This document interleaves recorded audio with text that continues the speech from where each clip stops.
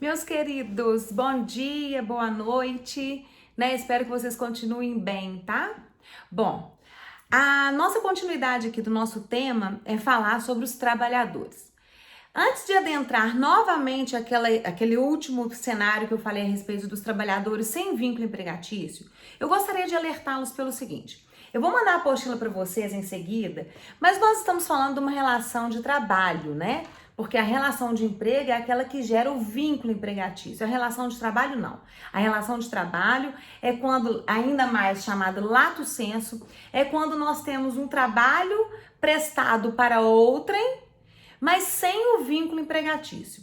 Então, quando eu trago para vocês aqui na apostila, olha, sempre que o trabalho for prestado por uma pessoa em proveito de outra, sendo este trabalho de meio ou de resultado, haverá uma relação de trabalho lato sensu. Quando a prestação de serviço de um é conduzido por outra pessoa, que lhe dá ordens e lhe remunera, a denominação passa a ser de relação de emprego. Ou seja, nós temos aqueles 4 requisitos aí. Nós vamos ter a subordinação jurídica, nós vamos ter a onerosidade, nós vamos ter a pessoalidade e a não eventualidade. Ontem ou anteontem nós falamos a respeito de, salvo engano, 4 trabalhadores que são muito comumente entendidos como empregado, mas quando a gente começa a equipará-los, nós conseguimos completamente desmembrar a relação de emprego da relação de trabalho.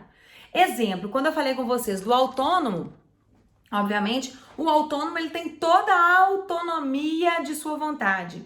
Ele coloca preço no seu serviço, ele faz não como ele quer. Claro, se você contrata um pedreiro para trabalhar para você, para construir um quarto, você vai querer o quarto de 5x2, de 5x7. Isso daí é um comando, mas dentro de um contrato de prestação de serviço que uma pessoa faz com outra. Mas o que o pedreiro vai se mostrar como a autonomia dele? Ele vai se mostrar em relação ao preço, ele vai se mostrar em relação ao horário, ele vai falar que sábado e domingo ele não trabalha, ele vai dizer que feriado, nem se você pagar em dobro, ele vai estar presente, ou seja, ele é dono da sua vontade. Então, quando a gente fala do autônomo, ele passa a ser dono da sua própria vontade. O eventual é aquele onde a gente tem aquelas 4 teorias, né, pessoal? Teoria da fixação jurídica, teoria do evento, teoria da descontinuidade, e são aquelas teorias, a teoria da finalidade da empresa, teoria dos fins da empresa, são aquelas teorias que vão tentando minar este trabalhador para que ele não seja empregado. E realmente é só nós entendermos como sendo ele um eventual, é um trabalhador que aquela empresa não precisa dele diariamente, ou mesmo que você não seja diariamente, ela não precisa dele para que o formato da empresa continue. Então, neste cenário, a gente já consegue afastar o trabalhador eventual como tendo vínculo empregatício. Claro que se ele tiver coberto pelo nome de eventual, mas ele exercer função e estiver com aqueles 4 requisitos próprios, ou 5, né? A alteridade também, que boa parte da doutrina também entende que o princípio da alteridade é um dos requisitos próprios da relação de emprego, obviamente esse trabalhador deixará de ser o empregado, ou que seja autônomo, ou que seja eventual, e passará a ser empregado. Ele deixa de ser um trabalhador para ser empregado. Essas duas figuras jurídicas de trabalhadores, elas se confundem às vezes com trabalhador, com empregado, mas nós temos sempre que lembrar, a grande diferença delas é a subordinação. A subordinação é que a gente consegue separar o joio do trigo. É onde aquela pessoa que tem uma mãozinha comandando ele o tempo inteiro, dizendo, você não vai sair agora, você vai fazer hora extra, você vai trabalhar domingo, porque o seu repouso semanal remunerado será na segunda, você terá um domingo por mês só de folga, o restante será na segunda-feira. Você tirará férias daqui 30 dias, porque eu, empregador, estou mandando, ou seja, ele tem um comando de alguém por trás dele. O autônomo não. E o eventual, quando a gente se esbarra naquelas 4 teorias, né? principalmente na teoria dos FIIs da empresa e na teoria do evento, a gente consegue imaginar que aquele trabalhador, ele não pode ter vínculo empregatício. E a legislação também não poderia ser cruel com a empresa de mandá-la que ela fizesse todo e qualquer registro de algum trabalhador que prestasse serviço dentro daquela empresa como empregado. Então, neste cenário, pessoal, por favor, tenham cuidado, sempre analisem a questão de ser ou não empregado, tá? Continuando, pessoal, nós temos então, aqui eu coloquei para vocês nessa nossa apostila, que eu vou mostrar que nós temos a relação de emprego, que eu já mostrei o que é o empregado para você, lemos o artigo 3º, nos debruçamos em conceitos, falei a respeito de jurisprudência e tudo mais. Essa relação de emprego, ela desemboca sempre num contrato de trabalho. Este contrato de trabalho é que vai ser um próximo ponto a ser estudado, porque ele pode ser de 3 comandos. Ele pode ser um contrato de trabalho por tempo determinado, por prazo determinado. O que é a regra é por prazo indeterminado. E também nós temos os contratos temporários. Nós vamos analisar isso tudo daqui a umas 2 semanas, ok? Quando a gente fala da relação de trabalho, e aí que eu entro na relação de trabalho estrito sensu, nós temos o autônomo, nós temos o voluntário, que nós falamos ontem, nós temos da cooperativa de trabalho, nós temos o eventual, e hoje eu quero conversar com vocês a respeito do autônomo, aliás, do avulso. O trabalhador avulso, pessoal, ele tem, por incrível que pareça, todos os direitos trazidos pela CLT para os empregados. O avulso terá direito de receber dentro de um contrato de natureza civil. O avulso, ele tem 2 leis que asseguram ele em ter esse tipo de obrigação de ser dado a ele esse direito de valores, mas ele não terá vínculo empregatício. Sabe o que falta no avulso? Eu vou explicar agora mesmo quem é o avulso, tá? A pessoalidade. Então, peraí. Olha aqui, o artigo 12, inciso 6 da Lei 8.212 de 91, define como avulso, lá da Previdência, define como avulso aquele trabalhador que presta serviços a diversas empresas de natureza urbana ou rural, sem vínculo empregatício. O artigo 9º do Regulamento da Previdência Social, aprovado pelo Decreto 3.048, define o trabalhador avulso da seguinte maneira: é aquele que, sindicalizado ou não, presta serviços de natureza urbana ou rural, sem vínculo empregatício, a diversas empresas, com intermediação obrigatória do sindicato da categoria ou, quando se tratar de atividade portuária, agora a gente já muda para um outro setor, atividade portuária, do órgão gestor de mão de obra, assim considerados. Então, de novo, eu vou ler para vocês o artigo 9º, inciso 6º da lei. Olha aqui. Trabalhador avulso é aquele que, sindicalizado ou não, porque nós vamos ver lá na frente do direito coletivo que a nossa Constituição não permite que os trabalhadores sejam obrigados a se sindicalizar. Então, pronto, a gente já escracha logo de uma vez de que não há necessidade, não é obrigatório a sindicalização. Então, por isso que nós não podemos falar que o avulso tem que ser sindicalizado, senão estaríamos extrapolando o que a nossa norma constitucional nos fala. Então tá, é aquele sindicalizado ou não que presta serviço de natureza urbana ou rural sem vínculo empregatício a diversas empresas, com intermediação obrigatória do sindicato da categoria, ou seja, ele, para ser um avulso, ele precisa estar representado pelo sindicato, se for esse trabalhador urbano ou rural. E se for se tratar de uma atividade portuária, ele tem que estar com a OGMO, órgão gestor de mão de obra.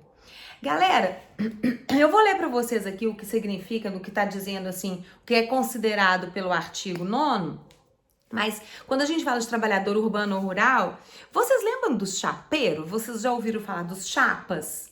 Não é chapa de hambúrguer, não, de churrasco, não. É o chapa que coloca uma placa no meio da estrada e fala assim: sei onde que é o Ceasa, ajuda a descarregar caminhão, me contrate. Este chapa, quando ele está organizado através de um sindicato, ele vai ser considerado avulso. Se ele não estiver ele não precisa ser sindicalizado, mas ele tem que estar numa listagem daquele sindicato para que ele possa fazer parte desse sentido contratual. E aí ele passa a ser um trabalhador avulso, tá? Olha aqui.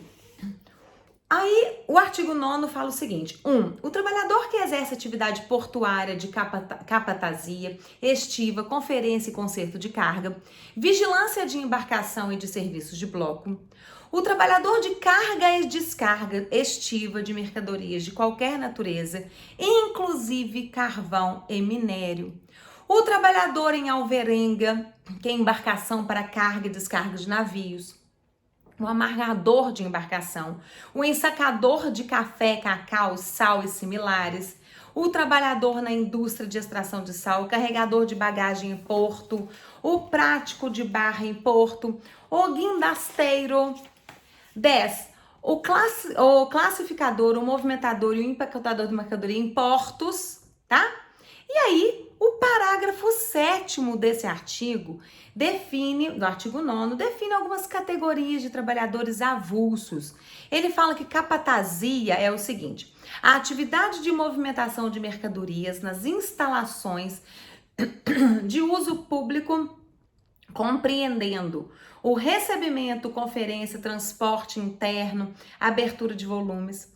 O trabalhador chamado estiva, que está lá na estiva, é uma atividade de movimentação de mercadorias nos convéses ou nos porões das embarcações, conferência de carga, conserto de carga, vigilância de embarcações. Estes trabalhadores, nós estamos dedicando ele aos portos. E neste cenário, pessoal, nós temos que lembrar que o trabalhador avulso, ele tem, quando é não portuário, ele é sindicato, não é sindicalizado, ele tem que estar ligado ao sindicato. É a Lei 12.023. Essa lei é que nos comanda. Neste cenário, pessoal, quando ele não é portuário, nós estamos direto na Lei 12.023. Quando ele é portuário, nós temos uma outra lei, que é esse artigo 9º que nós estamos dizendo, que é a Lei 12.815, tá? Então, existe dois trabalhadores avulsos, o trabalhador rural ou urbano, ou o trabalhador do porto, tá? Então, nesse trabalhador avulso que é portuário, ele tem que estar ligado ao órgão gestor de mão de obra. E o avulso que está ligado ao sindicato, ele também pode ser avulso. Luciana, para que você está me explicando isso tudo? Eu não estou compreendendo onde você quer chegar. O que eu estou dizendo é que o trabalhador avulso, que, por exemplo, caracteriza pela liberdade na prestação de serviços, ele não tem vínculo empregatício e também não tem vínculo com o sindicato e também não tem vínculo com o tomador de serviço. Ele tem a possibilidade de prestar o serviço para mais de uma empresa. O órgão gestor de mão de obra, quando a gente fala de porto, faz a intermediação da mão de obra, cobrando pelo serviço, incluindo os encargos trabalhistas. E aí eles sempre trabalham por um curto espaço de tempo.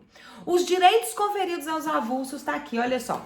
Férias incluídas, tá tudo na lei, tá, pessoal? Férias incluídas no valor ajustado entre o sindicato, fundo de garantia e gratificação natalina, jornada curta especial com duração de 6 horas, hora noturna compreendida entre as 19 horas de um dia e 7 horas da manhã do outro.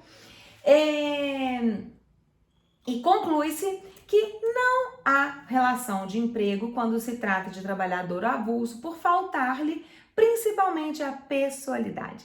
Pessoal, então deixa eu explicar para vocês. Quando nós estamos lidando com um trabalhador avulso, nós estamos lidando ou com aqueles trabalhadores que não têm vínculo empregatício, mas que trabalham no meio rural ou urbano, e eles prestam serviço para vários empregadores, e eles estão ligados por um contrato através do sindicato, e esse contrato do sindicato é que vai garantir com que eles recebam tudo isso.